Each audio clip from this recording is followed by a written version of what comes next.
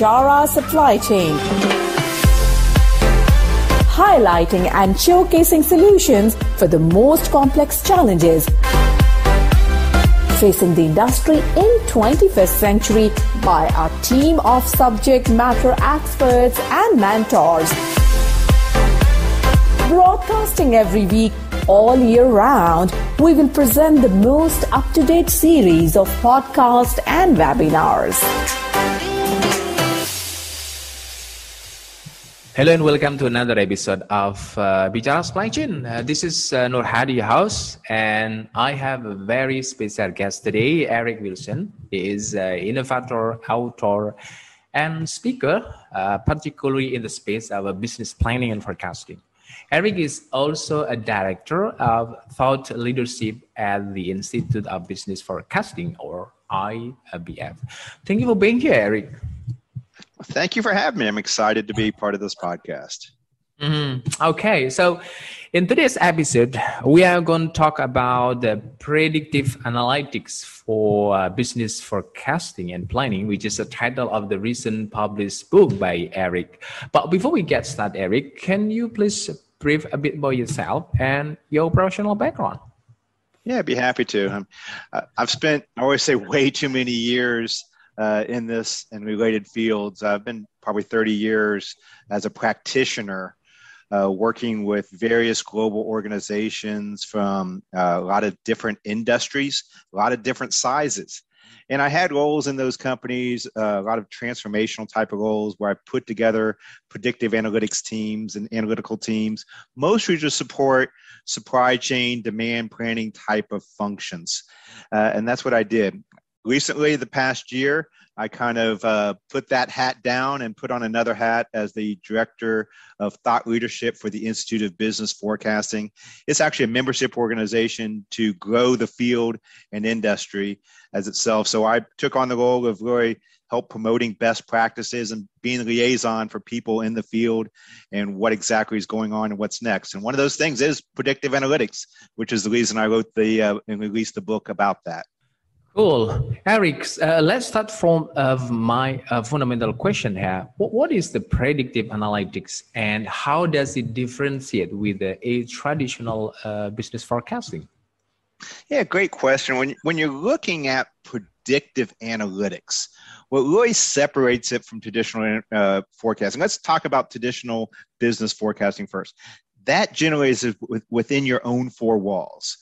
That is looking at your own sales data inside your four walls, looking mostly time series type modeling, finding those patterns and projecting those patterns forward. So it's really still, even though it's forecasting, you're still driving, looking in your rearview mirror.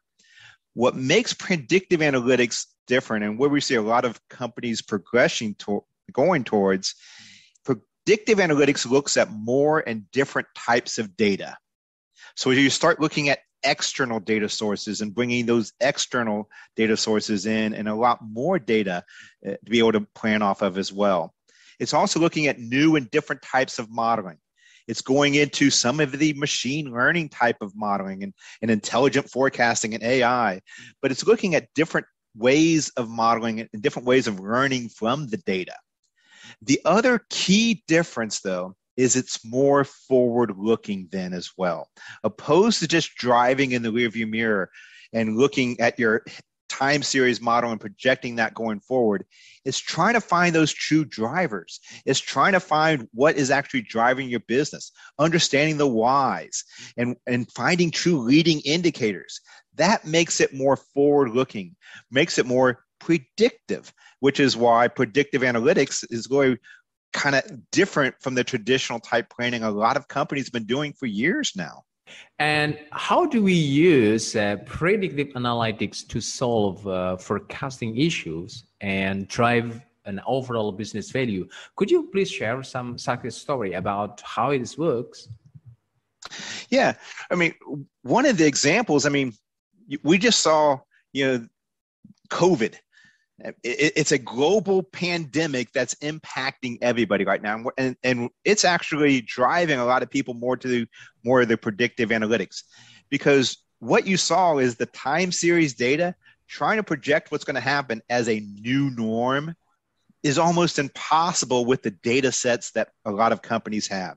Mm-hmm. Being able to look outside of that and find drivers, understanding consumers, just geographical, for one example.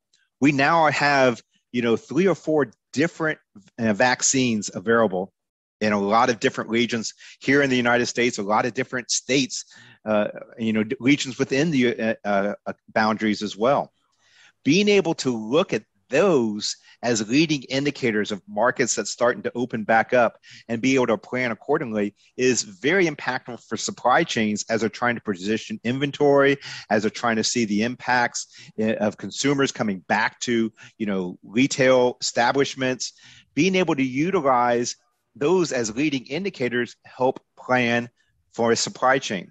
We're also seeing on the e-commerce side as well. We've had an e-commerce boom over the last few years, and more businesses going towards e-commerce. You can't plan the way you did traditionally. You can't look at a brick and mortar and plan for when a retail store is going to buy from you, and then they're going to put it on a shelf and they're going to sell it to the end consumer. That, as far as supply chain, has totally changed now with the advent of e-commerce. Predictive analytics, we're seeing a lot of companies being able to utilize that to be able to plan using, different types of looking at comments, looking at dynamic pricing that's occurring, and bringing those into a forecasting and supply chain capabilities to be able to sense and respond. And it's being able to, as far as improvements from traditional demand planning, we're seeing anywhere from a 12 to 25, some as high as 30% forecast improvement by being able to looking at these external data sources, new ways of modeling, taking away the latency in the forecasting process, be able to sense and respond even quicker. So it's helping across the board. And we're seeing a lot of, great success stories going towards predictive analytics. Awesome. What is your recommendation to the business leaders on how to start to use a predictive analytics approach?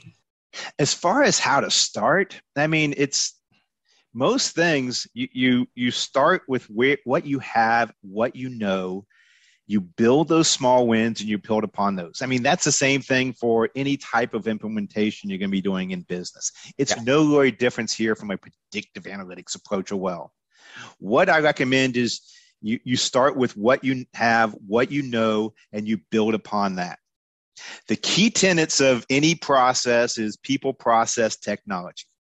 It's even more so here. It's going to be people, process, analytics, and technology is the only really, I'll add that one other aspect to this. From a people aspect, you're going to need the right people. You're going to start looking at the skill sets of the people. And it's not always the analytics side as well. Make sure you have to look at the soft skills there as well, because you have to be able to explain what you're doing. You have to understand what the impact is of the business as well. So it's not only the technical analytical skill set you need, it's also the soft skill sets you need. But you will need to start building out some of those technical skill sets within inside your organization as well. From the processes, look at the data you do have. I mentioned that people first stuck inside their own four walls. You'd be surprised how much data outside of just here's my orders and sales, other types of data you have within your own four walls, you can integrate into predictive analytics. You do have, CRM type of data. You have customer service type data you can start looking at.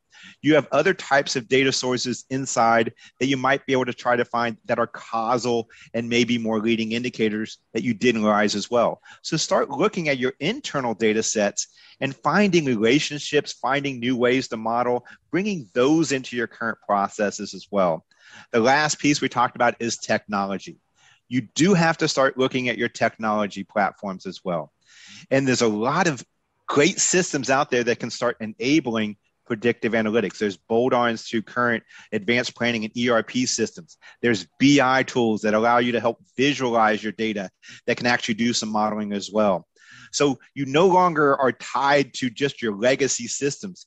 There's other types of bolt-on systems you can do to integrate into your current advanced planning and current, ERP type systems that will actually are best in breed niche type products that allow you to do some of this predictive analytics as well. So look there as well. So really, people, start looking at your skills, process internally, start looking what you can do internally, technology, look to see what can enable it, build that capabilities now, and then build upon those incrementally as you go. That's really what you're looking at be able to do. Find that first win, build upon that. And there's a lot of great first wins you have inside your organization you can do. Yeah, interesting. Okay, Eric. So in the beginning, we talked about your recent book titled Predictive Analytics for Business Forecasting and Planning, right? So what exactly the key message that you like to share with your reader? Or thanks for that introduction to my book. As far as the key message, demand planning 2.0 or predictive analytics, what we're talking about, it's not a evolution, it's more of a revolution, and it's gonna happen. You can't avoid it. I mean, we've reached the point of critical mass where it is inevitable that you're gonna see these changes starting to occur in demand planning, in business forecasting, in supply chains.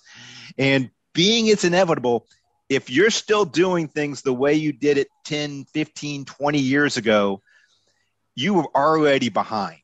Yeah. You need to start looking at what is the future of these fields and what's your competition doing right now. So the key message, I would say that it's inevitable. We need to start working towards it.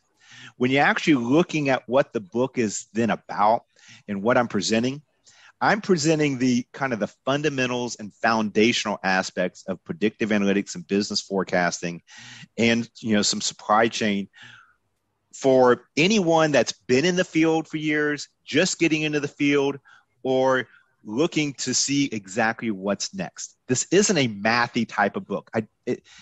If you're that data scientist that wants to really build models and, work in R type situation, I'll be honest, you're going to get something out of the book, but this may not be the book you're looking for.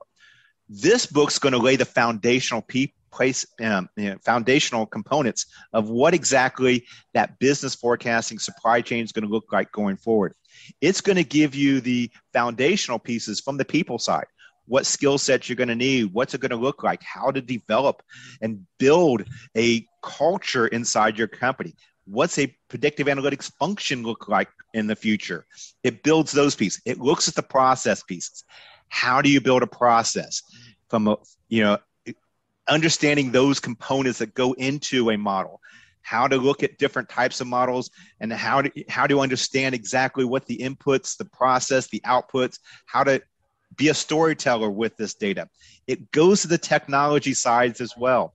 And it talks about what to look for in a technology provider, what to look for to enable this. It also talks about modeling in it as well. I have a whole section that talks about modeling. Once again, I don't get overly technical in it. I do give the foundational pieces to talk about neural networks, decision trees, different types of models that you could utilize. And I give the introductory approach to them so you can understand it, take it away, start utilizing some of the components tomorrow, and then also find out what you need to go learn to go forward. So that's really what this book's about. It's laid out. I said it's a great introduction to where we're going and a great message for people who are in demand planning to take forward to be able to be ready for the future. Awesome. All right. Okay, Eric, I think I still have a couple of questions, but we are running out of time. So thank you so much for today, Eric. Thank you for joining us. Take care and bye for now. Well, thanks for having me. At Bichara Supply Chain, we are committed to driving global perspective to embrace technological adaptation in improving process efficiencies. Don't forget to subscribe, like, and share Bichara Supply Chain. And stay tuned for the latest updates. To learn more, visit our website www.bicharasupplychain.com. Thank you for listening to us. We look forward to seeing you at our next episode.